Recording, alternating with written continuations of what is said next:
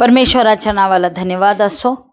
पुन्हा एक वार परमेश्वराने त्याच्या चरणाजवळ येऊन त्याच्यापासून त्याचं वचन ऐकण्याची संधी तुम्हाला आणि मला प्राप्त करून दिली, म्हणून प्रथम मी परमेश्वराचा मनापासून आभार मानते. हा समय जो आहे तो आगमनाचा समय आहे. त्याला इंग्लिशमध्ये ॲडव्हेंट असं म्हटलेलं आहे. म्हणजे हा प्रतीक्षेचा काळ आहे. पण ही प्रतीक्षा जी आहे ती निष्क्रिय प्रतीक्षा नाही, तर हा काळ जो आहे तो सक्रिय तयारीचा आहे, अपेक्षेचा आहे आणि चिंतनाचा तो आहे. आणि म्हणून दोन महत्वाच्या प्रसंगाचं आपल्याला स्मरण या काळामध्ये होणे गरजेचं आहे. एक म्हणजे बेथलेहेम मध्ये लहान बाळ म्हणून येशूचा जन्म, आणि दुसरी गोष्ट आहे राजा व न्यायाधीश म्हणून येशूचे पुनरागमन. तर ह्या दोन ज्या महत्वाच्या घटना आहेत याचं स्मरण आम्हाला या आगमनाच्या काळामध्ये आम्हाला करायचं आहे. आणि ॲडव्हेंट आपल्याला हे स्मरण करून देतं की जरी तुम्ही आणि मी या अंधकारमय जगात जरी तुम्ही आणि मी राहत असलो तरी आम्हाला निराश होण्याची गरज नाही, आम्हाला आशाहीन होण्याची आम्हाला गरज नाही, कारण येशू हा या जगाचा प्रकाश आहे. हालेलुया. आणि म्हणून आजचा जो संदेश आहे त्याचं शीर्षक आहे अंधारात आशेचा प्रकाश, the light of hope in the darkness. आणि त्यासाठी जो शास्त्र भाग घेतलेला आहे तो आहे यशया याचा 9वा अध्याय आणि वचन 2. अंधकारात चालणाऱ्या लोकांनी मोठा प्रकाश पाहिला आहे, मृत्यू छायेच्या प्रदेशात बसणाऱ्यांवर प्रकाश पडला आहे. अंधकारात आशेची गरज असते. आणि मानवी स्थितीचं प्रतीक काय आहे तर ते अंधकार आहे. आणि म्हणून या ठिकाणी यशया 9:2 मध्ये अंधकारामध्ये चालणाऱ्या लोकांचं या ठिकाणी वर्णन केलेलं आहे की जे लोक अंधकारामध्ये चाललेले आहेत, म्हणजेच की ज्यांच्या जीवनामध्ये एक प्रकारचा आध्यात्मिक अंधकार आलेला आहे, त्या लोकांविषयी या ठिकाणी लिहिण्यात आलेलं आहे. त्यांच्या जीवनामध्ये आत्मिक रिक्तता आहे, स्पिरिच्युअल एम्प्टीनेस आहे, गोंधळ आहे आणि ते देवापासून विभक्त असे झालेले ते लोक आहेत. आणि हे जे लोक आहेत ते देवापासून विभक्त झालेले असे हे लोक आहेत. आणि त्यांना म्हटलेलं आहे की ते अंधारामध्ये चालणारे ते लोक आहेत. आज जर का आपण पाहिलं तर अंधकार जे आहे ते वेगवेगळ्या प्रकारचा अंधकार आपल्याला पाहायला मिळतो. आणि कशा प्रकारे ते प्रगट होतं तर ज्या वेळेस वैयक्तिक संघर्ष जीवनामध्ये चालू असतो त्यावेळेस ती परिस्थिती अंधकारमय अशी असते. सामाजिक अन्याय होत असतो त्यावेळेस देखील आपल्याला वाटतं की परिस्थिती अंधकारमय आहे. जागतिक संकटे असतील, निराशेचा तो अंधकार असेल किंवा तारण न मिळाल्याची ती स्थिती असेल, वाईट कर्मे असतील किंवा लज्जा आणि अलगावचा अंधकार, शेम आणि आयसोलेशन याचा अंधार असेल, शत्रूच्या जुलुमांचा अंधार आपल्या जीवनामध्ये झालेला असेल, तर ह्या अशा विविध प्रकारचे अंधकार जे आहेत आपल्या जीवनामध्ये आहेत. पण प्रियानो, हे इस्रायली लोक जे बंदिवासामध्ये होते, जे बाबेलच्या बंदिवासामध्ये होते, त्यांना स्वतःचं नगर राहायसाठी नव्हतं आणि ते आपल्या गावाहून त्यांना काय केलेलं होतं, बंदी म्हणून त्यांना नेलं होतं आणि बाबेल या ठिकाणी त्यांना बंदिवासामध्ये ठेवलेलं होतं. आणि हे जे इस्रायलचे लोक जे निर्वासित झाले होते त्या निर्वासित अवस्थेमध्ये ते मुक्तीची वाट पाहत होते. आणि तसेच ते आपल्या परिस्थितीमध्ये देवाचा प्रकाश चमकण्याची ते प्रतीक्षा करत होते. आणि त्यावेळेस त्यांना यशया संदेष्टा म्हणत आहे की ते लोक जे अंधकारामध्ये ते लोक आहेत त्यांच्यावर प्रकाश आलेला आहे. हालेलुया. प्रियानो, दोन प्रकारचे अंधकार आहेत. एक म्हणजे नैसर्गिक अंधकार किंवा भौतिक अंधकार आहे. ज्या वेळेस तो भौतिक अंधार असतो त्यावेळेस त्या ठिकाणी कोणत्याही प्रकारचा प्रकाश नसतो. ॲब्सेन्स ऑफ लाईट आपण म्हणतो, त्या वेळेस ॲब्सेन्स ऑफ लाईट असतो. म्हणजे प्रकाश त्या ठिकाणी नसतो.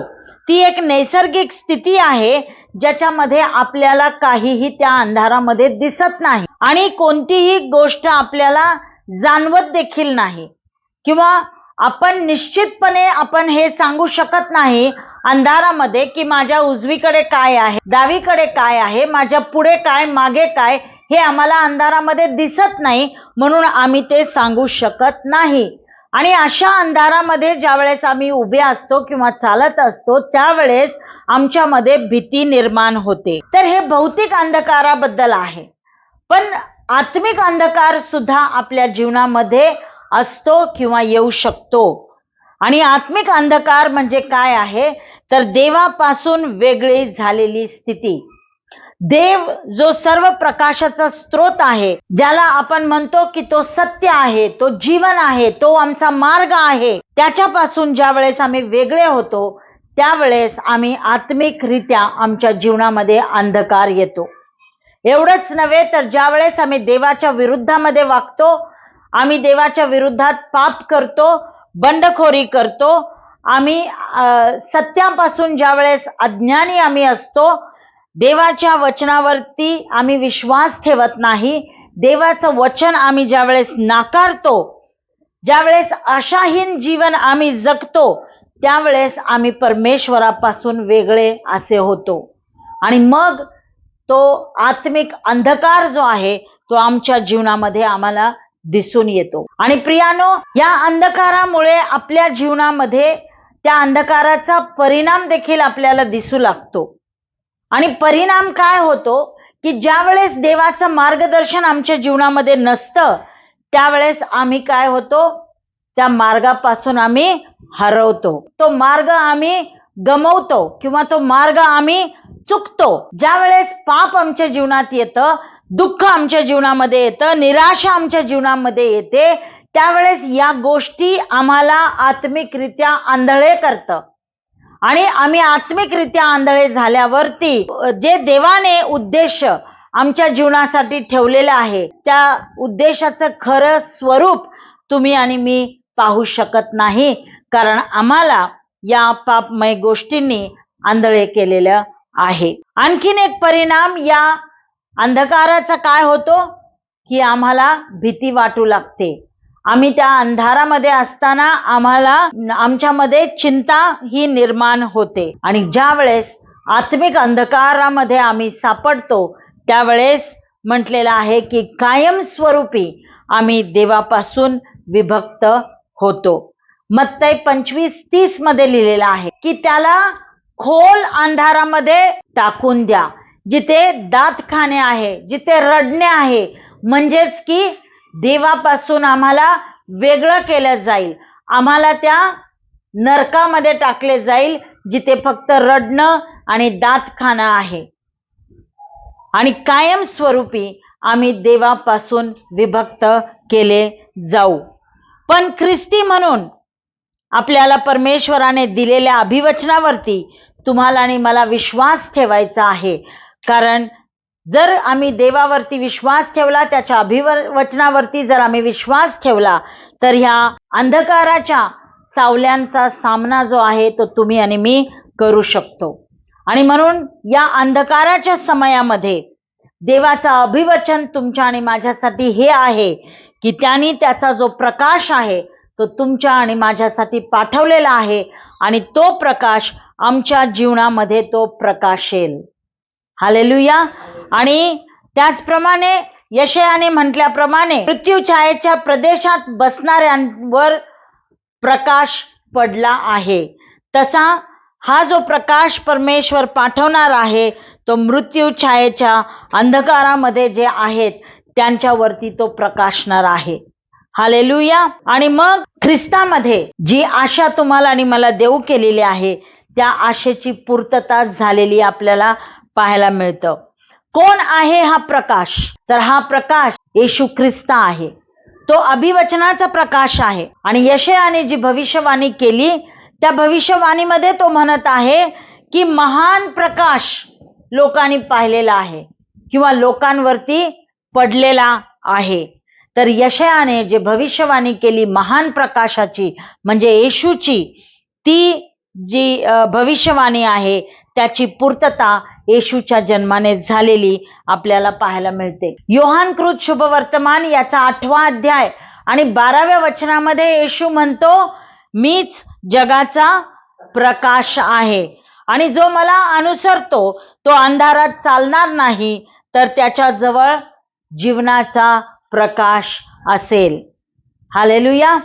तर प्रभू येशू ख्रिस्त म्हणतो की मीच जगाचा प्रकाश आहे आणि ज्याच्याकडे प्रकाश आहे त्याच्याकडे जीवन आहे, कारण त्या प्रकाशामध्येच जीवन आहे. ख्रिस्ताचं जीवन, मृत्यू आणि पुनरुत्थान याच्याद्वारे तुम्हाला आणि मला परमेश्वराने त्या पापाच्या अंधारातून तुम्हाला आणि मला बाहेर काढलेला आहे आणि तुम्हाला आणि मला सार्वकालिक आशा त्यांनी प्रदान करून दिलेली आहे. योहान 1 आणि 9 पहिला अध्याय आणि 9वं वचन याच्यामध्ये योहान असं म्हणतो की येशू हा खरा प्रकाश आहे आणि येशू स्वतःबद्दल म्हणत असताना म्हणतो की मी जगाचा प्रकाश असा आहे. हालेलुया. आम्हाला खऱ्या प्रकाशाची गरज आमच्या जीवनामध्ये आहे. ज्यावेळेस तो खरा प्रकाश आमच्या जीवनामध्ये येतो त्यावेळेस सर्व अंधकारमय परिस्थिती आमच्या जीवनामधून निघून जाते. या महिन्यामध्ये आम्ही पाहतो की ख्रिसमस आलेला आहे 25 तारखेला आणि म्हणून सर्व ठिकाणी काय केलेलं आहे, लाइटिंग लावलेली आहे. घरांमध्ये डेकोरेशन केलेलं आहे, लाईट्स लावलेल्या आहेत, मंदिरावरती लाईट्सच्या माळा सोडलेल्या आहेत. पण ज्या वेळेस आम्ही ते लाईट्स बघतो त्या वेळेस आम्हाला हे समजलं पाहिजे की हे जे लाईट्स आहेत ते क्षणिक आहेत. ते क्षणिक आम्हाला ते प्रकाश देणारे असे ते आहेत. त्या लाइटिंग मधला जर बल्ब गेला किंवा ते शॉर्ट सर्किट झालं तर तो प्रकाश जो आहे तो जाणार, तो नाहीसा होणार. आणि म्हणून ज्या वेळेस आम्ही या जगामध्ये लाईट्स लावलेले पाहतो त्या वेळेस आम्हाला ही आठवण झाली पाहिजे की ख्रिस्त आमचा खरा प्रकाश आहे. हालेलुया. आणि तो असा प्रकाश आहे की तो पराभूत होऊ शकत नाही. योहानकृत शुभवर्तमान पहिला अध्याय आणि वचन 4 मध्ये म्हटलेलं आहे, त्यांनी आपल्याला खात्री दिलेली आहे की अंधकार देवाचा प्रकाश संपवू शकत नाही. मग आमच्या जीवनामध्ये दुःखाचे क्षण येऊ देत, आमच्या जीवनामध्ये त्रास येऊ देत, संकट येऊ देत, नाहीतर आमच्या मनामध्ये वेगवेगळ्या प्रकारच्या शंका कुशंका येऊ देत, त्याच्याने आमची आशा जी आहे ती संपणार नाही, तर ख्रिस्तामध्ये असलेली आपली आशा जी आहे ती अढळ राहणार आहे. आणि प्रियानो, हा प्रकाश केवळ आपल्यासाठी नाही, तर हा प्रकाश जो आहे तो संपूर्ण जगासाठी आहे. फक्त विश्वासणाऱ्यांसाठीच प्रभू येशू ख्रिस्ताला प्रकाश म्हणून पाठवलेला नाहीये, इतरांसाठी सुद्धा हा प्रकाश आहे. आणि म्हणून विश्वासणारे म्हणून तुम्ही आणि मी काय करायचं आहे, आम्हाला जी प्रभूमध्ये मिळालेली आशा आहे ती आम्ही इतरांबरोबर आम्ही शेअर केली पाहिजे. आणि एक दिवस येईल जेव्हा संपूर्ण जग येशूच्या प्रकाशाने भरले जाईल आणि सर्व अंधकार जो आहे तो निघून जाईल. आणि म्हणून हे लक्षात घेतलं पाहिजे की येशू हा खरा प्रकाश आहे आणि त्याला कोणीही पराभूत करू शकत नाही. हालेलुया. आशेचे लोक म्हणून तुम्हाला आणि मला जगायचं आहे. आशेचे लोक म्हणून जगणे हे तुमच्या आणि माझ्यासाठी आवश्यक आहे. तर हा जो आगमनाचा समय आहे हा केवळ आठवण ठेवण्याचा काळ नाही, तर तो प्रतिसाद देण्याचा तो काळ आहे.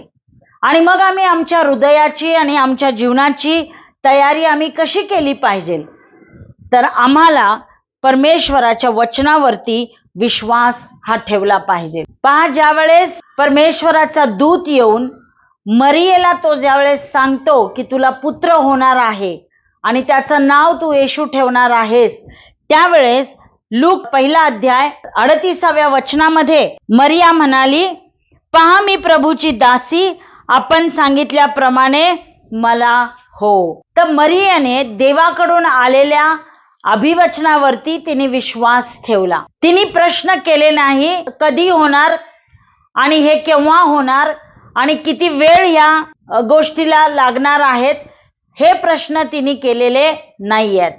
तर मरियेप्रमाणे तुम्ही आणि मी सुद्धा देवाच्या विश्वासोपणावरती आम्ही भरोसा ठेवला पाहिजे. आणि देवाची वेळ जी आहे ती तुम्हाला आणि मला समजणार नाही, कारण देव त्याच्या योग्य वेळेमध्ये त्याची अभिवचने जी आहे ती पूर्ण करतो. आणि म्हणून त्याचा परफेक्ट टाइम कधी असणार आहे हे आपल्याला ठाऊक नाही, पण तो त्याच्या योग्य वेळामध्ये त्याची अभिवचने तो पूर्ण करतो. फक्त आम्ही हे जाणून घेतलं पाहिजे किंवा हे लक्षात ठेवलं पाहिजे की जर देवाने त्याचा एकुलता एक पुत्र तुमच्या आणि माझ्यासाठी या जगामध्ये पाठवला, तुमचा आणि माझं पाप काढून घेण्यासाठी त्यांनी या जगामध्ये त्याला पाठवलं, तर तो बाकीची अभिवचने पूर्ण करणार नाही काय? नक्कीच तो सगळे दिलेले अभिवचने, या पवित्र शास्त्रामध्ये लिहिलेले सर्व अभिवचने तो पूर्ण करणार. आणि म्हणून आम्हाला आशा असलेल्या लोकांप्रमाणे आम्हाला जीवन जगायचं आहे.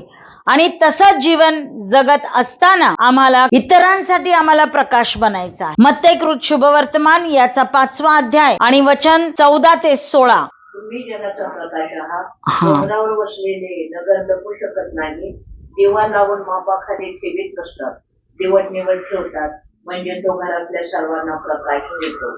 त्याप्रमाणे तुमचा प्रकाश लोकांसमोर असा पडू द्या की त्याने तुमची सत्कर्मे पाहून तुमच्या स्वर्गातील पित्याचे गौरव करावे. हालेलुया. या ठिकाणी प्रभू येशू ख्रिस्त आता म्हणत आहे तुम्ही जगाचा प्रकाश आहे. हालेलुया. योहान कृत शुभवर्तमानामध्ये आपण पाहिलं, तो म्हणतो की मी जगाचा प्रकाश आहे.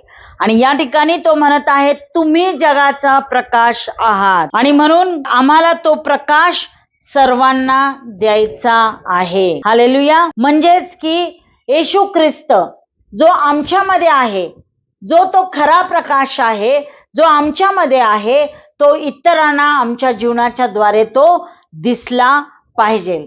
आणि ज्या वेळेस आम्ही तो प्रकाश आमच्यामधून तो इतरांना दाखवतो, ज्यावेळेस ते सत्य आम्ही इतरांसमोर प्रगट करतो, प्रीती दाखवतो, पवित्रतेमध्ये आम्ही जीवन जगत आहे किंवा पवित्रता आम्ही ज्यावेळेस जगाला प्रतिबिंबित करतो, त्यावेळेस तो प्रकाश सर्व प्रकारचा अंधकार तो काढून टाकतो. आणि म्हणून आम्हाला लोकांमध्ये गेल्यानंतर देवाची उपस्थिती आणि देवाचं मार्गदर्शन घेऊन आम्हाला लोकांमध्ये जायचं आहे, जेणेकरून त्याही लोकांचं जीवन प्रकाशित होणार.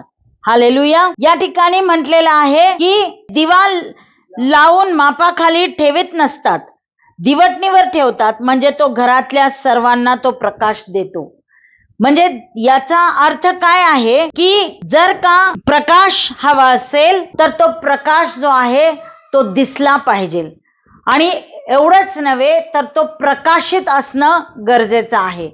तर दिवा जर का आम्ही त्या मापाखाली ठेवला तर त्याचा प्रकाश कोणालाही मिळणार नाही, ते निरुपयोगी असा तो दिवा असणार आहे. त्याचप्रमाणे तुमच्या आणि माझ्या जीवनामध्ये एक विश्वासणारे म्हणून आम्ही जीवन जगत असताना आम्ही आमच्यामधला विश्वास जो आहे तो आम्ही लपवून ठेवू नये. आम्ही देवाचं प्रेम आणि सत्य लोकांना व्यक्त केलं पाहिजे.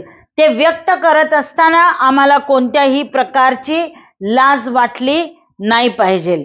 तर विश्वासणारे म्हणून आम्ही प्रकाश इतरांना आम्ही दिला पाहिजे.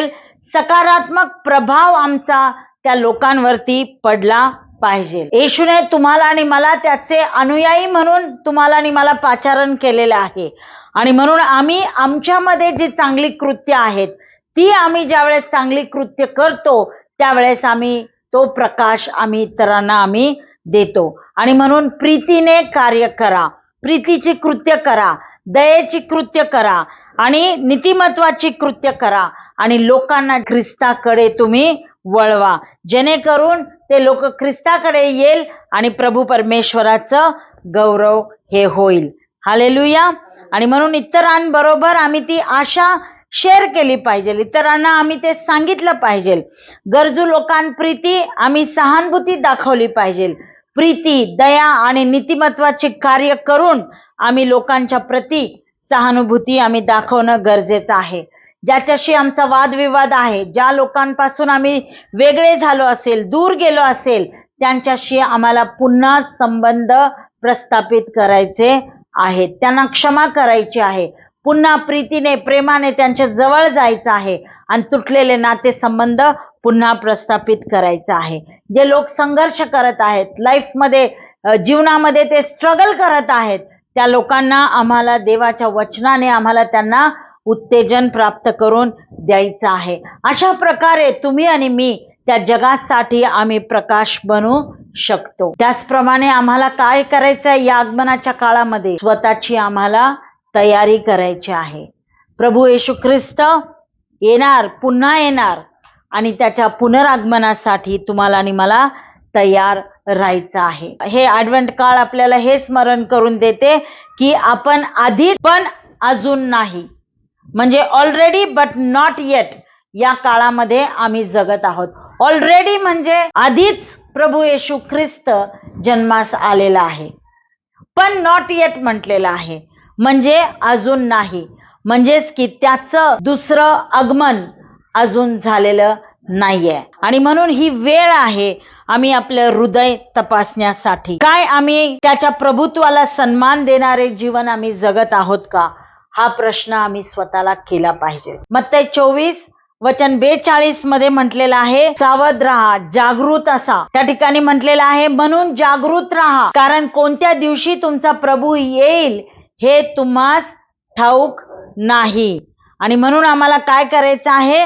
सावध राहायचं आहे, जागृत राहायचं आहे. आम्हाला येशूच्या दुसऱ्या आगमनाची तयारी करायची आहे आणि त्या तयारीमध्ये खास करून आम्हाला आमची आत्मिक तयारी करायची आहे.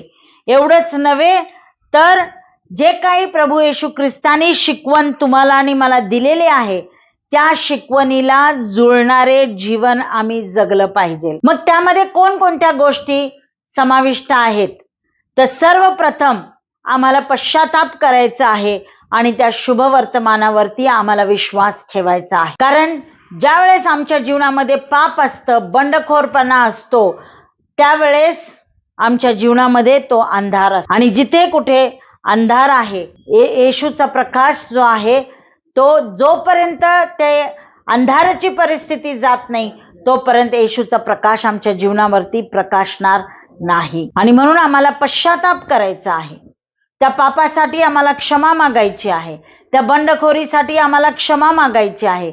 जे काही आम्ही देवाच्या विरुद्धामध्ये आम्ही केलेलं आहे ते त्याच्यासाठी आम्हाला पश्चाताप करायचा आहे आणि शुभ वर्तमानावरती आम्हाला विश्वास ठेवायचा आहे. मत्ती 3 आणि वचन 2 मध्ये म्हटलेलं आहे की पश्चाताप करा, कारण स्वर्गाचे राज्य जवळ आलेले आहे. म्हणून आम्हाला पश्चाताप करायचा आहे. येशू कधी येईल, केव्हा येईल हे तुम्हाला आणि मला ठाऊक नाही. फक्त तुम्हाला आणि मलाच काय, स्वतः येशूला देखील हे ठाऊक नाहीये. आणि म्हणून येशू म्हणतो की फक्त पित्याला ठाऊक आहे ती वेळ कोणती आहे, तो समय कोणता आहे ज्या वेळेस प्रभू येशू येणार आहे. आणि म्हणून तो कधी येईल हे आम्हाला ठाऊक नाही. आणि हा तो समय आहे ज्याच्यामध्ये आम्हाला पश्चाताप करायचे आहे आणि येशूच्या शुभ वर्तमानावरती आम्हाला विश्वास ठेवायचा आहे. पवित्र आणि दैवी जीवन आम्हाला जगायचं आहे. Holy and godly life. दुसरं पत्र 3 आणि वचन 11 त्याच्यामध्ये असं म्हटलेलं आहे, तरीही सर्व अशी लयास जाणारी आहेत, म्हणून पवित्र वर्तणुकीत व सुभक्तीत राहून देवाचा दिवस येण्याची वाट पाहत व तो दिवस लवकर यावा म्हणून खटपट करीत तुम्ही अशा प्रकारचे लोक असावे बरे. या ठिकाणी आम्हाला पवित्र वर्तणुकीत आणि सुभक्तीत राहण्याकरिता आम्हाला पवित्र शास्त्र सांगत आहे. पवित्र जीवन आम्हाला जगायचं आहे.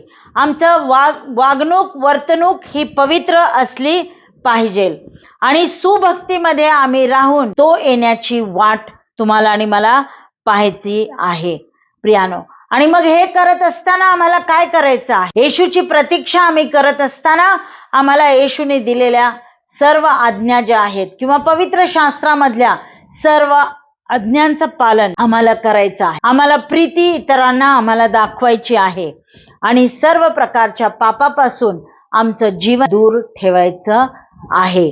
आणि ख्रिस्ताचं जे चारित्र्य आहे ते तुमच्या आणि माझ्यामधून ते जगाला ते प्रतिबिंबित आम्ही केलं पाहिजे. अशा प्रकारे आम्ही एक पवित्र आणि दैवी जीवन आम्ही जगू शकतो. एवढंच नव्हे तर आम्हाला सांगितलेलं आहे की जागृत राहा आणि सावध असा, कारण आपल्याला ठाऊक नाही तो दिवस किंवा ती घटका कधी येणार आहे. आणि म्हणून यासाठी तुम्हाला आणि मला आध्यात्मिकरित्या आम्हाला तयार राहायचं आहे. आध्यात्मिकरित्या आम्हाला तयार राहायचं आहे. आम्ही काय करत आहोत या जगामध्ये राहत असताना आम्ही जगाच्या दृष्टिकोनातून आम्ही जीवन जगण्याचा प्रयत्न करत आहोत.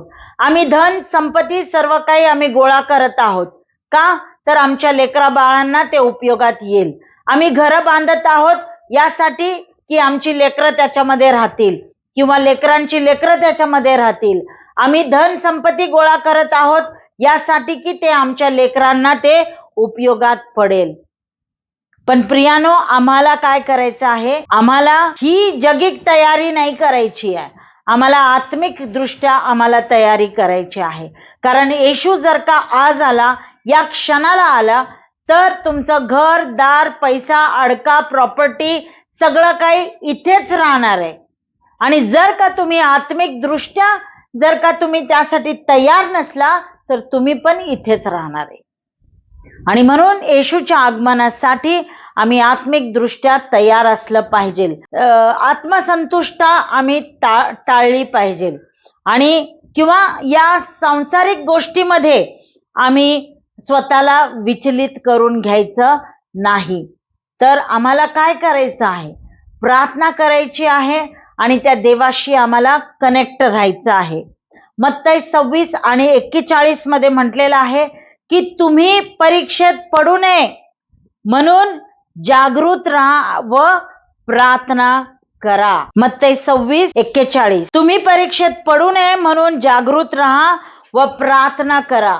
आत्मा उत्सुक आहे खरा, पण देह अशक्त आहे. आणि म्हणून आम्हाला काय करायचं आहे? देवाकडे आम्हाला प्रार्थना करायची आहे. आम्हाला त्याची आराधना करायची आहे. त्याच्या वचनाचा अभ्यास करायचा आहे.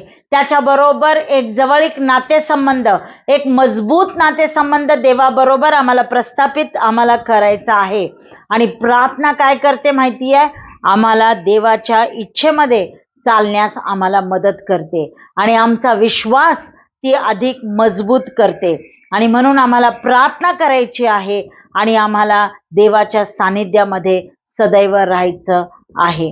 आणि जे शुभवर्तमान तुम्हाला आणि मला समजलेलं आहे ते शुभवर्तमान आम्ही जगाला सांगितलं पाहिजे.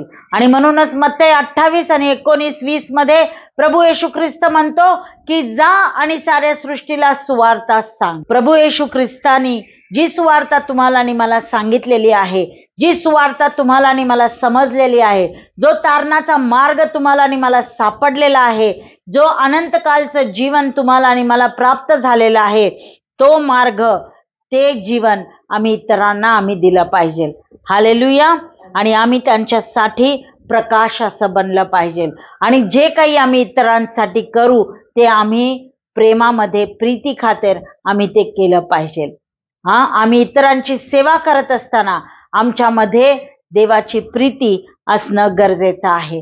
कारण प्रभू येशू ख्रिस्त म्हणतो मत्ती कृत शुभवर्तमान याचा 25वा अध्याय आणि वचन 40 मध्ये तो म्हणतो, ज्या अर्थी तुम्ही या माझ्या कनिष्ठ बंधूपैकी एकाला केले त्या अर्थी ते मला केले आहे. हालेलुया. ज्या अर्थी तुम्ही या माझ्या कनिष्ठ बंधूंपैकी एकाला केले त्या अर्थी ते मला केले आहे. म्हणून आम्ही जे काही कृत्य करतो, जे काही आम्ही इतरांसाठी जे आम्ही प्रीती दाखवतो, त्यांच्यावर दया करतो, त्यांच्या गरजा पुरवण्याकरिता ज्यावेळेस आम्ही हातभार लावतो त्यावेळेस आम्ही त्या व्यक्तीसाठी आम्ही करत नाही, तर आम्ही येशूसाठी आम्ही करतो. हालेलुया. आणि म्हणून आम्हाला काय करायचं आहे? लोकांवरती आम्हाला प्रीती करायची आहे, त्यांच्यावरती प्रेम करायचं आहे. एक कळवळ्याचं अंतःकरण घेऊन आम्हाला त्यांची सेवा करायची आहे. प्रीतीचे कृत्य आम्हाला करायचे आहेत, दयेचे कृत्य आम्हाला करून आम्ही ख्रिस्तासाठी तयार आहोत, आम्ही ख्रिस्ताच्या आगमनासाठी आम्ही तयार आहोत, हे आम्हाला जगाला व्यक्त करून दाखवायचं आहे. हालेलुया.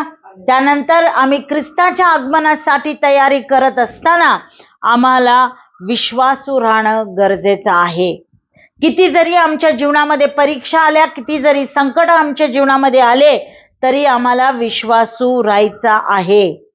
प्रगटीकरण याचा 2 अध्याय आणि वचन 10, रेव्हलेशन्स चॅप्टर 2 वर्स 10 याच्यामध्ये म्हटलेलं आहे की मरेपर्यंत तू विश्वासू राहा, म्हणजे मी तुला जीवनाचा मुकुट देईन. हालेलुया. मरेपर्यंत तुम्हाला आणि मला विश्वासू राहण्याकरिता पवित्र शास्त्र सांगत आहे.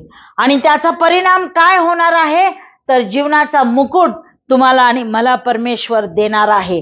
आणि म्हणून आम्हाला काय करायचं आहे, विश्वासामध्ये आम्हाला स्थिर राहायचं आहे. किती जरी त्रास आमच्या जीवनामध्ये आला, किती जरी छळ आमचा झाला, किती प्रकारचे मोह जरी आमच्या जीवनामध्ये आले, तरी देखील आम्हाला विश्वासामध्ये स्थिर आणि भक्कम असं आम्हाला राहायचं आहे. आणि परमेश्वराने दिलेल्या अभिवचनावरती आम्हाला भरोसा ठेवून जीवन जगायचं आहे. त्याचप्रमाणे आम्हाला परमेश्वराने आशा आणि आनंद या गोष्टी परमेश्वर आम्हाला देणार आहे, असं अभिवचन त्यांनी तुम्हाला आणि मला दिलेलं आहे. आणि त्या आनंदाची आणि त्या आशेची तुम्ही आणि मी अपेक्षा केली पाहिजे. तीतला पत्र याचा 2 अध्याय आणि वचन 13, टायटस चॅप्टर 2 वर्स 13. धन्य अशा प्राप्तीचा म्हणजे आपला थोर देव व तारणारा असा जो येशू ख्रिस्त, त्याचे गौरव प्रगट होण्याची वाट पाहत आपण अभक्तीला व ऐहिक वासनांना नाकारून सांप्रतच्या युगात मर्यादेने, नीतीने व सुभक्तीने वागावे. हालेलुया. या ठिकाणी आपल्याला सांगितलेलं आहे की आपण कशा प्रकारे वागलं पाहिजे. प्रभूच्या आगमनाची आपण वाट बघत असताना आपल्याला मर्यादेने, नीतीने आणि सुभक्तीने वागायचं आहे. एवढंच नव्हे तर त्याच्या येण्यासाठी तुम्ही आणि मी उत्सुक असलं पाहिजे. तुम्ही आणि मी त्याच्या येण्यासाठी आम्ही अपेक्षा धरून आम्ही जीवन जगलं पाहिजे.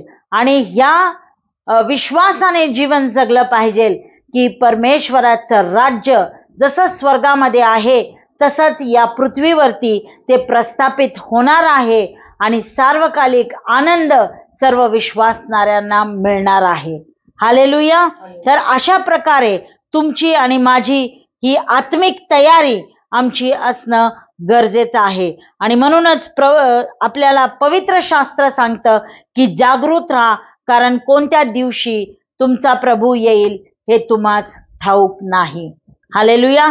म्हणून आम्हाला सतर्क राहायचं आहे, आम्हाला जागृत राहायचं आहे आणि आम्हाला येशूच्या येण्याची प्रतीक्षा आम्हाला करायची आहे. हालेलुया.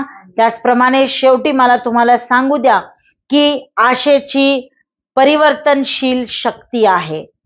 म्हणजे आम्ही जर का आशा धरून राहिलो तर त्या आशेमध्ये एक परिवर्तन करणारी शक्ती आहे.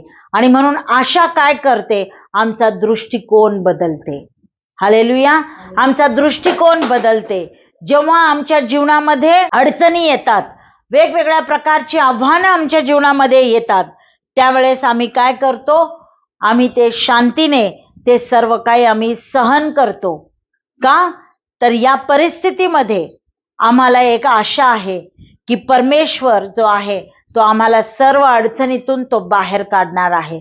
सर्व आव्हानांवरती मात करून तो आम्हाला विजय प्राप्त करून देणार आहे. अशा वेळेस ज्या वेळेस आम्हाला परमेश्वराने आशा दिलेली आहे, त्यावेळेस आम्ही त्या परिस्थितीकडे, त्या अडचणीकडे, त्या समस्याकडे आम्ही बघत राहत नाही. तर आमचं जे काही नेत्र आहेत ते आम्ही त्या परिस्थितीवरून काढून आम्ही ते नेत्र कोणाकडे लावतो, येशूकडे लावतो. कारण येशूने तुम्हाला आणि मला एक आशा दिलेली आहे. हालेलुया. आणि म्हणून त्या परिस्थितीकडे बघण्याचा आमचा दृष्टिकोन जो आहे तो बदलतो आणि आम्ही शांतीने ते आम्ही सहन करू शकतो. हालेलुया. आणि म्हणून देवाचं वचन आपल्याला सांगतं रोमकरास पत्र याचा 15 अध्याय आणि वचन 13, आता आशेचा देव विश्वास ठेवल्यामुळे तुम्हाला संपूर्ण आनंदाने व शांतीने भरो, अशा करिता की तुम्हाला पवित्र आत्म्याच्या सामर्थ्याने विपुल आशा प्राप्त व्हावी. हालेलुया. तुम्हाला आणि मला परमेश्वर संपूर्ण आनंदाने तो तुम्हाला आणि मला भरणार आहे आणि शांतीने तो तुम्हाला आणि मला भरणार आहे.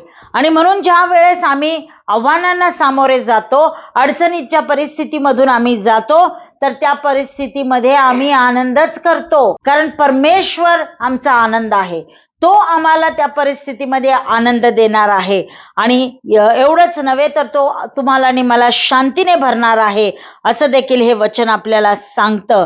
आणि त्याच्या पवित्र आत्म्याच्या द्वारे तुम्हाला आणि मला विपुल आशा प्राप्त होणार आहे. हालेलुया.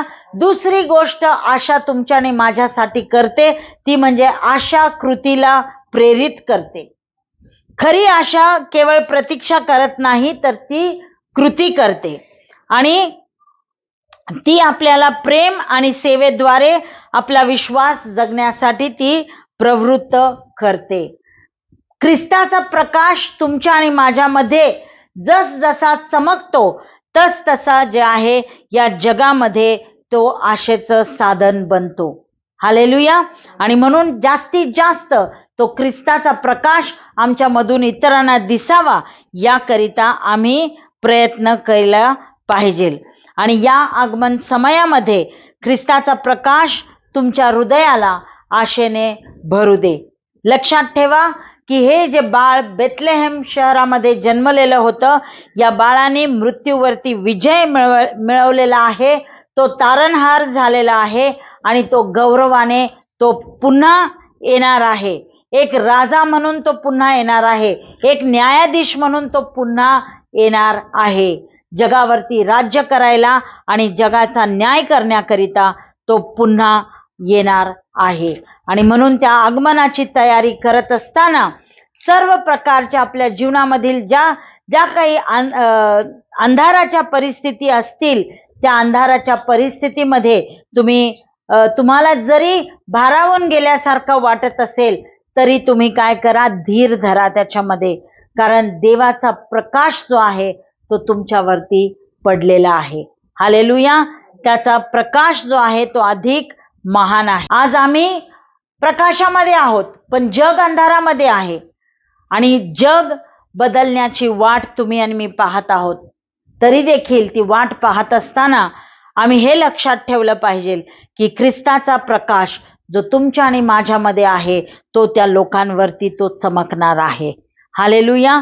आणि लोक जे आहेत ते प्रकाशित होणार आहेत.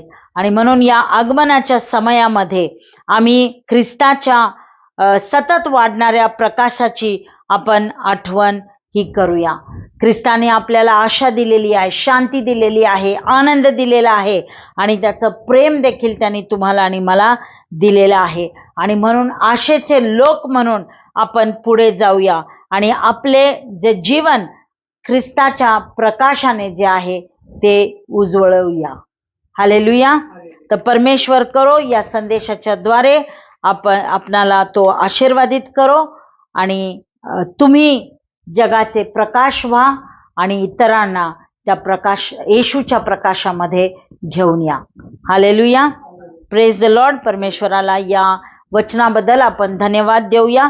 या आपण प्रार्थना करूया. प्रभू परमेश्वरा, आम्ही तुझ्या नावाला धन्यवाद देतो. आम्ही तुझं मनापासून आभार आणि उपकार मानतो यासाठी की प्रभू तुझा पुत्र येशू ख्रिस्ताच्या मार्फत तू आम्हाला जी आशा दिलेली आहेस त्या आशेबद्दल बापा आम्ही तुझे आभार मानतो. या आगमन समयात तुझा प्रकाश आमच्या हृदयात आणि कृतीत तेजोमय होऊ दे. तुझ्या वचनावर विश्वास ठेवण्यासाठी, आशेचे वाहक होण्यासाठी आणि तो दिवस येईपर्यंत तयारी करण्यासाठी आम्हाला तू मदत कर. येशूच्या नावात प्रार्थना केली म्हणून तू ऐक पित्या. आमेन.